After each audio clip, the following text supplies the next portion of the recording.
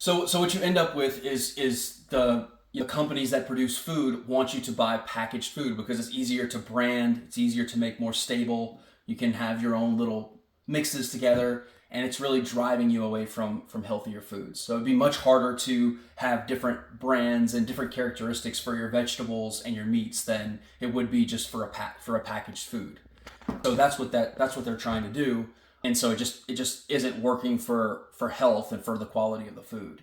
When you go to buy meat, you want a pork chop, your choices are very limited. It's the cheapest thing they can possibly make, per pound, the lowest cost thing they could possibly make, which is shoving 10,000 pigs in a very confined space. Don't let them move and feed them corn and soy as much as possible until they get to a certain weight.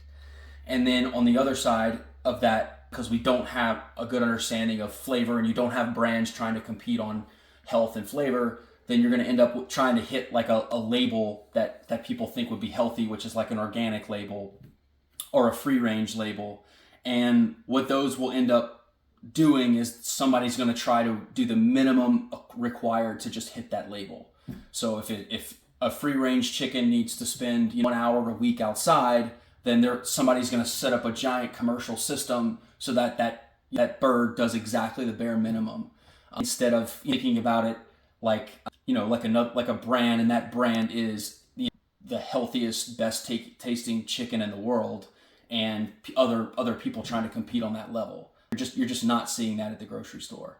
That's I think what regenerative agriculture will bring you is you're going to have people that are trying to produce just amazing quality, and it's going to, for sure, in the short run, it's going to cost a lot more. The prices are going to be higher, but the quality is going to be a lot higher, and you're going to have many more choices, and you're going to be able to listen to different farmers and maybe other different companies that are trying to resell this stuff actually try different things when it comes to raising chickens and different breeds of chickens and how you feed your chickens.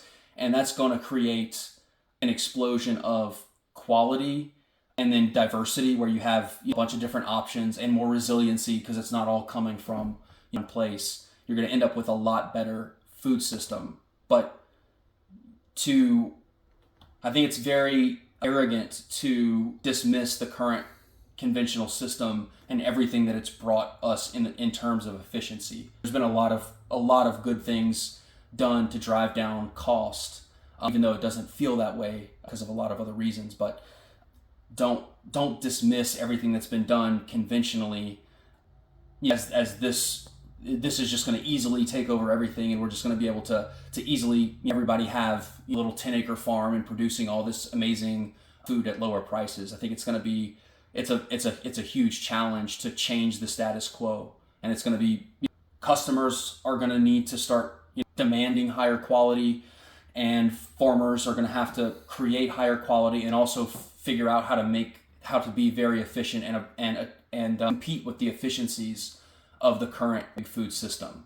And so this isn't a foregone conclusion, like this is the way it's going to be and it's so easy and everybody should just do it. It's a challenge that we should all take on if we care about the health of our communities, if we care about things that are going on that just looks like we're getting sicker, we're getting more depressed, and the input of what you're putting into your body is just such a huge part of that.